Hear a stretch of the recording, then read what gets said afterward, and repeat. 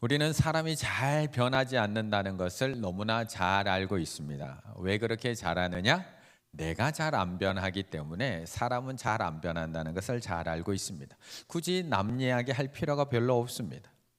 그런데 왜 우리는 매일매일 다짐하고 또 매주 다짐하고 매월 매년 결단하고 또 결단하고 있을까요?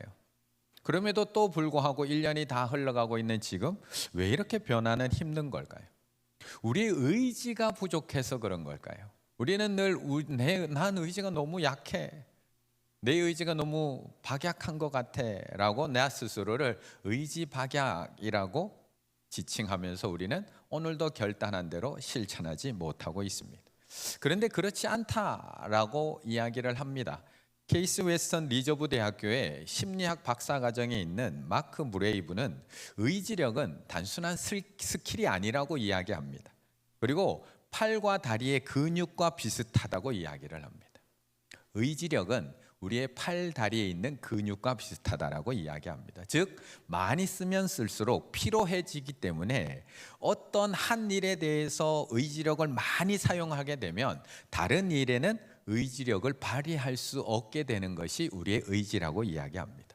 만약에 중요한 일이 하루 일과 중에 저 뒤에 배치되어 있다면 그만큼 의지력을 아껴둬야지만 나중에 그것을 할 수 있지, 아침부터 밤까지 똑같은 의지력으로 모든 일을 다 해낼 수가 없는 게 인간이라고 이야기를 합니다. 습관의 힘이라는 책에서는 이렇게 얘기합니다. 무레이브는 나에게 이렇게 말했다. 그들은 쿠키를 포기하는데, 어떤 쿠키를 먹고 싶은데 그걸 포기하는데 어느 정도의 의지력을 사용했기 때문에 그들은 훨씬 더 빨리 포기하게 되었던 겁니다. 그 후로 이 이론에 대한 연구가, 이런 이론에 대한 연구, 의지력은 근육과 같아서 계속 쓸 수 있는 게 아니라 일정 부분 쓰고 나면 뒤에 쓸 수 없다는 이 연구가 200건 이상 진행되었지만 결론은 똑같았다. 의지력은 단순한 스킬이 아니라 팔, 다리의 근육과 비슷하다. 그래서 다른 일에 그만큼의 의지력을, 똑같은 일에 그만큼 똑같은 의지력을 발휘할 수 없다. 의지력이 필요한 일을, 이를테면 퇴근 후에 나 퇴근 후에 이제 운동 시작할 거야, 달리기 하고 싶어 라고 한다면 낮에 그 의지력 근육을 아껴둬야 한다. 하루 종일 직장에서 이메일 쓰고 복잡한 일 다루고 따분한 지출 결의서를 작성하면서 일찌감치 의지력을 다 소진해버리고 나서 퇴근할 때쯤 되면 아휴, 지치는데 그냥 가서 쉬지 뭐 오늘은. 의지력이 완전히 사라지고 만다. 그래서 우리 성도님들 의지 박약 아니라는 겁니다. 어딘가에 의지력을 그만큼 많이 사용했기 때문에 나중에 의지력의 힘이 떨어져 있다는 겁니다. 이처럼 우리의 의지가 약한 것이 아니라 이미 하루 종일 그 의지력을 다 사용하고 돌아왔기 때문에 우리는 그 작은 결단 하나, 그 작은 다짐 하나를 실천할 만한 의지력이 남아있지 않다.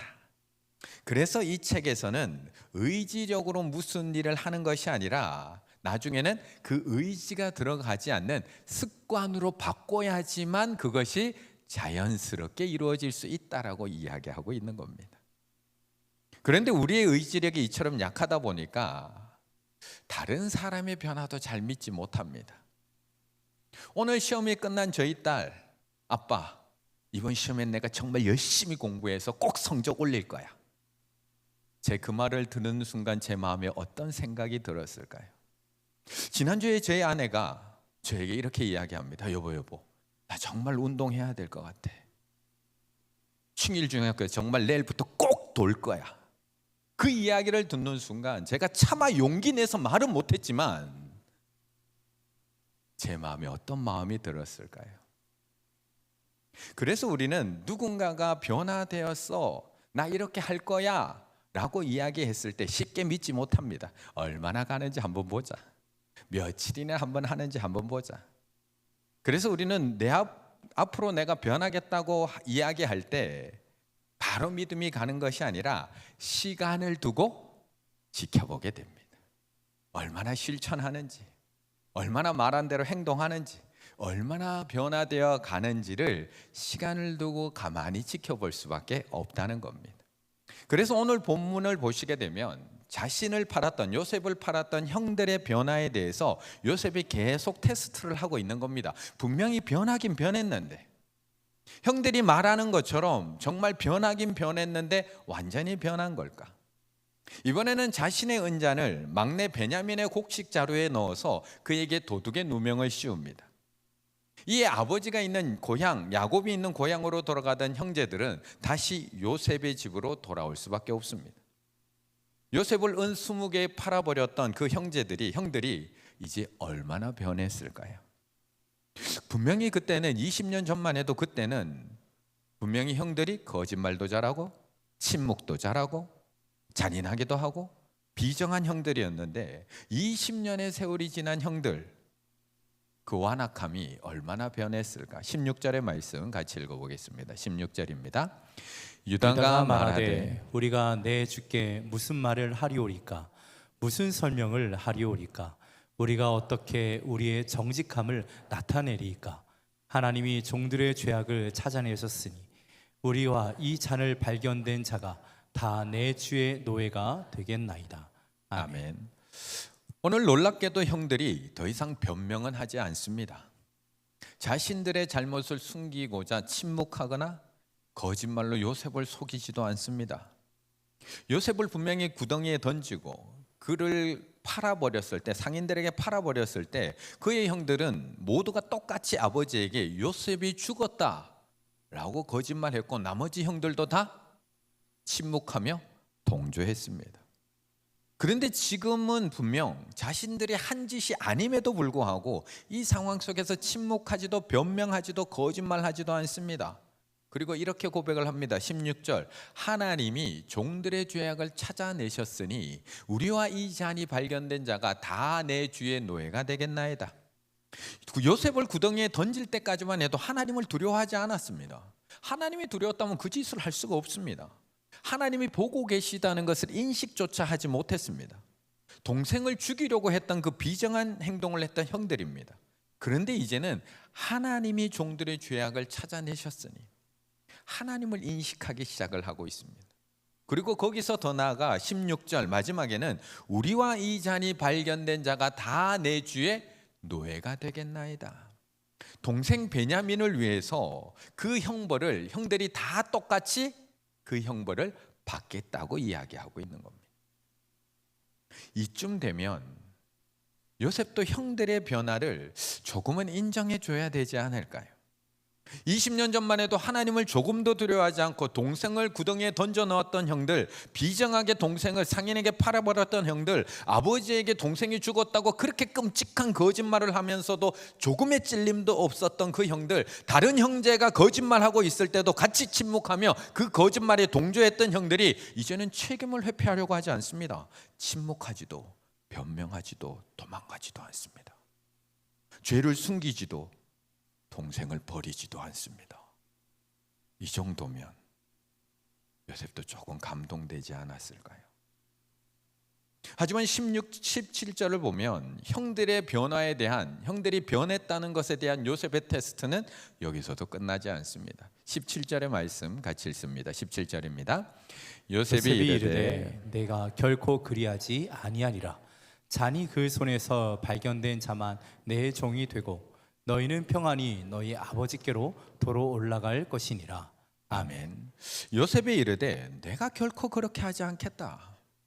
난 결코 그렇게 하지 않겠다. 형들의 대표 유다의 요청을 요셉은 받아들이지 않습니다. 저렇게 변화된 모습으로 이제 우리 다 함께 책임을 지겠습니다라고 이야기하는데 단칼에 거절합니다. 그리고 이렇게 얘기합니다. 잔이 발견된 그 사람만 내 종이 되고 너희는 평안히 아버지에게 돌아가라. 또 테스트가 이어집니다. 이만하면 형들도 한 만큼 했습니다. 그런데 형 유다는 이대로 포기하지 않고 또 나섭니다.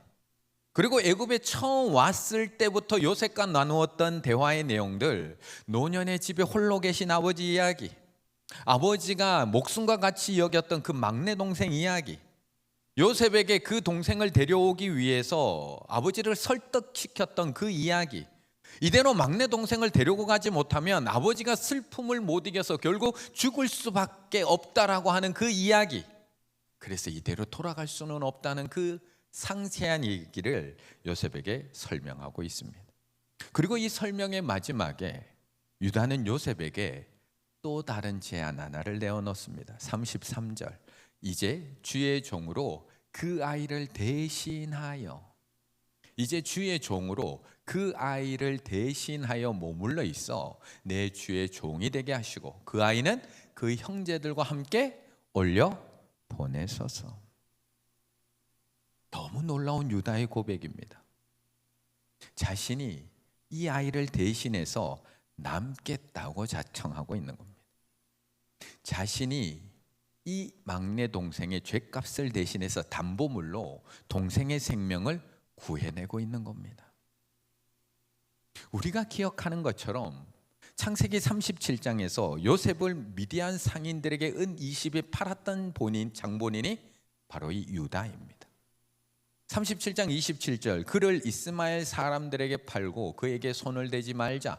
그는 우리의 동생이요 우리의 혈육이라 하며 그의 형제들이 청종하였더라. 물론 이 제안 덕분에 요셉은 죽지 않고 애굽의 종으로 팔려갈 수 있었지만 동생의 몸값을 받고 팔아버렸던 장본인이 유다입니다. 그런데 오늘 본문에서는 그가 어떻게 변화되었는지를 너무나 대조적으로 우리에게 분명하게 보여주고 있습니다. 동생의 몸값을 받고 동생을 팔았던 그가 이제는 자신이 동생의 몸값이 되어서 거기 남겠다고 고백하고 있는 겁니다. 동생의 몸값을 받고 동생 요셉을 팔았던 유다가 이제는 내가 그 동생의 몸값이 되겠습니다라고 이야기하며 동생의 생명을 살려내는 형으로 변화된 것을 대조적으로 보여주고 있는 장면입니다. 형들의 변화, 이제는 좀 믿어줘도 되지 않을까요? 요셉을 팔아버린 이후 20년, 이제는 자신들의 죄도 고백할 줄 알고 회피하고 도망가는 것도 아니라 끝까지 책임질 줄도 알고 동생을 보호하기 위해서 그 죄값을 내가 대신하겠다고 자기 희생까지 할 수 있는 모습, 요셉이 하긴 하고 싶었던 그 형들의 변화가 아니었을까? 그런데 오늘 본문에 보면 요셉에게는 아직 하나가 남아 있습니다. 요셉이 하긴 하고 싶은 것 또 하나가 남아 있습니다. 분명 형들은 변했습니다. 특별히 넷째 형인 유다, 정말 달라져도 너무 많이 달라졌습니다. 그 변화는 눈에 확 드러날 정도로 확연합니다. 그런데도 이것이 변화의 핵심은 아닙니다. 요셉이 보고 싶었던 변화의 핵심, 요셉이 확인하고자 했던 달라진 모습, 아니 하나님이 우리에게 보고 싶어하는, 우리가 변화되었다고 하나님 앞에 그렇게 이야기하고 있는데 하나님 저 이렇게 많이 변했어요, 이렇게 많이 달라졌어요 라고 우리도 고백하고 이야기하고 있음에도 불구하고 꼭 확인하고 싶은 변화의 핵심 한 가지가 있다는 겁니다. 30절의 말씀을 같이 읽습니다. 30절입니다.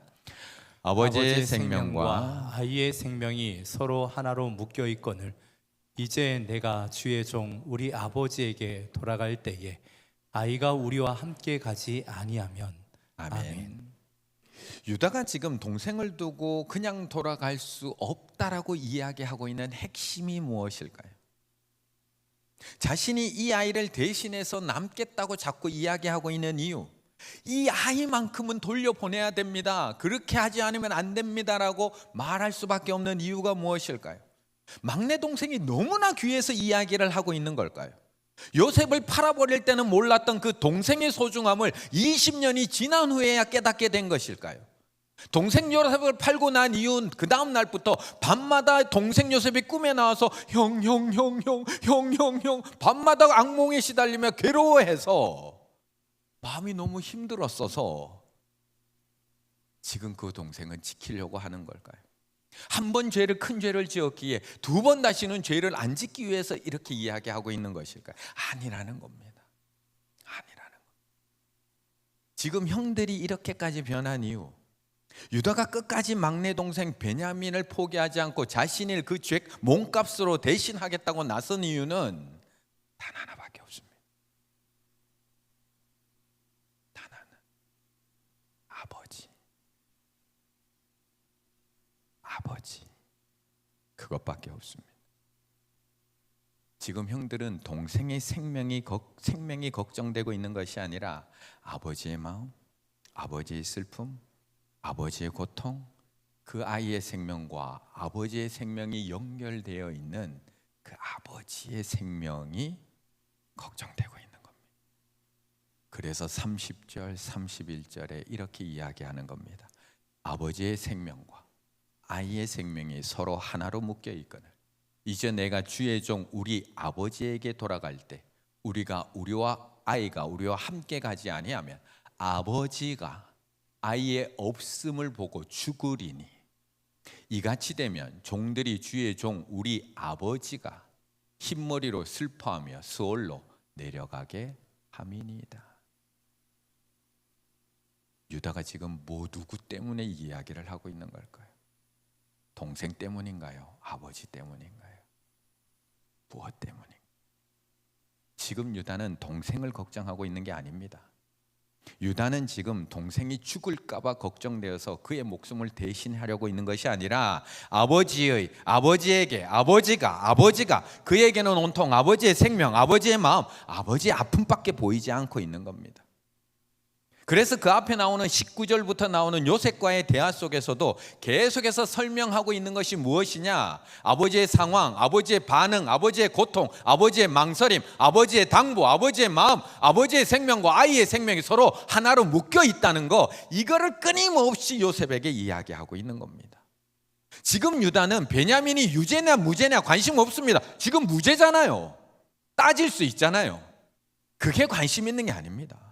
지금 유다는 이 일이 억울하냐 아니냐, 내가 억울하냐 아니냐, 이게 관심 없습니다. 지금 유다는 형제들에게 징계가 주어질 거냐 아니냐, 그것도 관심 없습니다. 지금 유다는 내가 집으로 돌아갈 수 없을까? 아니요, 아니에도 관심 없습니다. 자신이 받게 될 형벌 관심 없습니다. 오직 아버지의 마음, 아버지의 생명, 아버지의 아픔, 베냐민을 잃게 되었을 때 받게 되실 아버지의 고통, 그거 하나밖에 없습니다.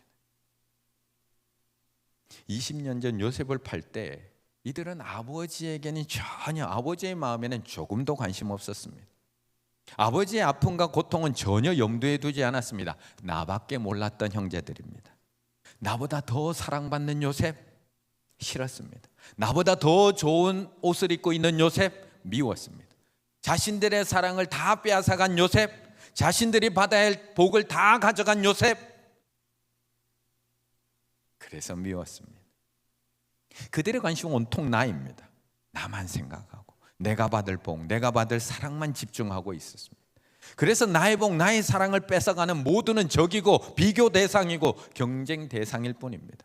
아버지의 마음 중요하지 않습니다. 우리가 싸워서 아버지가 아파하는 거 그래서 싸우는 겁니다. 아버지의 마음 중요하지 않습니다. 동생을 그래서 버리는 겁니다. 아버지의 마음 그런 거는 전혀 중요하지 않습니다. 아버지의 마음은 어떠하든 아버지의 마음이 찢어져서 아파해도, 아들을 잃고 매일 밤마다 슬퍼하며 눈물로 밤을 지새도 나만 좋으면 됩니다. 나만 사랑받으면 되고 그 어떤 것도 문제가 되지 않습니다. 그런데 그 형들이 변했다는 겁니다. 그 형들이, 유다가 너무나 변했습니다. 나에게만 관심이 있던 유다가 온통 아버지 생각뿐입니다. 아버지 마음에만 관심이 있을 뿐이고 아버지의 고통, 아버지의 심정, 그래서 동생을 대신해서 대속의 자리까지 내려가려고 하는 겁니다. 그렇다면 우리를 위해서 이 땅에 오신 예수님은, 우리를 위해서 저 십자가를 지셨다고 하신 예수님은 온통 누구에게 관심이 있으셨을까요? 오직 누구를 생각하시고 누구의 마음, 누구의 눈물만 보셨을까요? 오직 누구만 생각하시고 이 낮고 낮은 이 땅에 오셨던 것일까? 우리는 예수님이 우리를 위해서 이 땅에 오셨기에 우리에게만 관심이 있다라고 우리는 생각합니다. 예수님은 나의 아픔, 나의 고통, 나의 신음만 듣고 응답하신다고, 그것 때문에 하늘 보좌를 버리고 이 땅에 오셨다고 우리는 생각합니다. 그리고 우리는 날마다 그 사랑에 감격하며 살아갑니다. 맞습니다. 하지만 예수님의 관심은 우리보다 아버지께 있습니다. 예수님은 처음부터 온통 아버지 생각뿐입니다. 그래서 이 땅에 오신 예수님은 계속해서 얘기합니다. 나는 나를 보내신 이의 일을 한다. 아버지의 일을 한다는 겁니다. 내 뜻대로 마시옵고 아버지의 뜻대로 하시옵소서. 십자가상에서 달려 돌아가시면서도 다 이루었다고 얘기하십니다. 뭘 다 이룬 건가요? 뭘 다 이룬 건가요? 아버지의 뜻, 아버지의 명령, 나를 이 땅에 보내신 아버지의 뜻을 다 이루었다고 저 십자가에서 외쳤던 겁니다. 그런데 우리는 여전히 아버지 부재의 시대를 살아가고 있습니다. 요셉의 형들이 아버지가 없는 듯이 동생을 구덩이에 던져놓고 팔아버린 것처럼 우리도 아버지가 없는 듯이 우리도 살아가고 있습니다. 관심은 온통 나밖에 없습니다. 누가복음 15장에 나오는 돌아온 탕자 이야기가 그 이야기입니다. 누가복음 15장에 돌아온 탕자의 이야기에 나오는 집에 남아있던 첫째 아들, 아버지의 마음에는 단 일도 관심 없습니다. 아버지의 마음에는. 누가복음 15장 29절, 그 첫째 아들의 이야기입니다. 아버지께 대답하여 이르되 내가 여러 해 아버지를 섬겨 명을 어김이 없거늘 내게는 염소 새끼 한 마리도 주지 아니하였는데 나와 내 보수로 즐기게 하신 적이 있습니까? 아버지의 마음 관심 없습니다. 집 나갔던 동생이 돌아왔는데 관심 없습니다. 나한테는 염소 새끼 한 마리도 안 줬잖아요, 아버지. 나는요, 저는요, 내가 받을 복, 내가 받을 사랑, 내가 받을 목, 이거에만 관심 있는 겁니다. 왜 나한테는 그런 사랑 안 주시는 거예요? 왜 나한테는 그런 복을 안 주시고 왜 나를 위해서는 염소 새끼 한 마리도 안 잡아 주십니까? 아버지의 마음에는 단 일도 관심이 없고요, 온통 시기와 질투로 가득한 집에 남아있는 탕자의 모습을 우리에게 보여주고 있는 겁니다. 그런데 유다는 어떻게 아버지의 마음을 알았을까요? 어떻게? 창세기 38장에 보면 유다가 자신의 두 아들을 잃어버리는 아픔을 겪습니다. 유다의 두 아들이 죽습니다. 엘과 오난이 창세기 38장에 죽습니다. 자신의 두 아들이 죽으면서 그 아버지의 마음을 알게 됩니다. 자식을 잃은 아버지의 눈물, 아버지의 고통이 얼마나 큰지 알게 됩니다. 그래서 그는 아버지의 뜻대로 아버지의 마음으로 동생을 대신해서 그 값을 치르기 위해서 대속의 자리까지 내려갈 수 있게 된 겁니다. 이번 주일 10월 27일 우리 충일교회 생명회복의 날입니다. 지난 한 달 동안 우리는 열심히 외쳤습니다. 저는 구호 시간마다 감동을 얼마나 받았는지 모릅니다. 가끔은 구호하고 나면 설교를 하지 말아야 될 것 같은 느낌도, 이미 설교가 끝난 듯한 느낌도 받아서 우리 나온재 집사님 대단한데 라는 생각을 참 많이 했습니다. 우린 지난 한 달 나온재 집사님의 선창에 맞춰서 구호도 했고요, 찬양도 부르면 매주 생명 회복을 하자고 외치며 준비해 왔습니다. 그런데 정말 우리 안에 회복이 이루어졌을까요? 우리 안에 회복이 이루어졌을까요? 이번 주일 지나봐야지 안다고요. 이번 주일 지나봐야지 몇 명이 오는지, 몇 명이 초청 예배에 왔는지, 몇 명이 저녁 만찬에 왔는지, 특강 들으러 왔는지 이번 주 지나봐야지 정확히 알 수 있을까요? 아니요. 하나님이 그 인원을 중요하게 생각하실까요? 하나님께서 회복되기 원하는 게 그 몇 명 숫자일까요? 아니면 죽어가는 저 영혼들이 하나님의 자녀라는 것을 알고 그 아버지의 마음을 회복한 우리들을 보기 원하시는 걸까요? 아버지의 마음에는 전혀 관심이 없는 우리들, 하나님이 회복하기 원하시는 것이 무엇일까요? 하나님이 먼저 회복하기 원하시는 것은 물론 그 영혼들이 돌아오는 거지만 우리 안에 그 아버지의 마음이 회복되지 못하면, 그 아버지의 아픔과 아버지의 눈물과 아버지의 고통이 회복되지 못하면 아무 소용이 없다라고 말씀하고 있는 겁니다. 작전 카드 써내신 분, 작정 인원 몇 명 저한테 보고 다 올라와 있습니다. 이게 아버지의 마음에 대한 우리의 관심입니다. 물론 못 써내고 마음에 품고 계신 분도 있을 겁니다. 아버지는 온통 돌아오지 못한 아들 생각뿐인데, 그래서 그 아들만 생각하면서 오늘도 동네 어귀에 나가서 기다리고 계시는데, 눈물 흘리고 아파하고 계시는데, 우리는 온통 오늘도 내 생각뿐입니다. 그게 우리들이라는 겁니다. 물론 그것도 중요합니다. 오늘 이 마음에 놓치지 말아야 됩니다. 하나님께 나도 사랑받는 자녀야죠. 하지만 그것보다 돌아오지 않는 그 동생을 기다리는 그 아버지의 마음이 회복되는 이번 생명 회복의 날이 되시기를 바라겠습니다. 노심초사 돌아오기만을 기다리는 아버지의 눈물이 회복되시고, 반드시 데리고 와야 한다는 그 아버지의 당부, 반드시 데리고 와야 된다는 그 아버지의 당부를 기억했던 그 유다처럼 그 아버지의 마음을 온전히 회복해서 내 주위에 있는 그 영혼들부터 아버지의 마음으로 안아주고, 아버지의 마음으로 섬기고, 아버지의 마음으로 초청하실 수 있는 우리 충혈의 가족들 다 되시기를 간절히 바라겠습니다.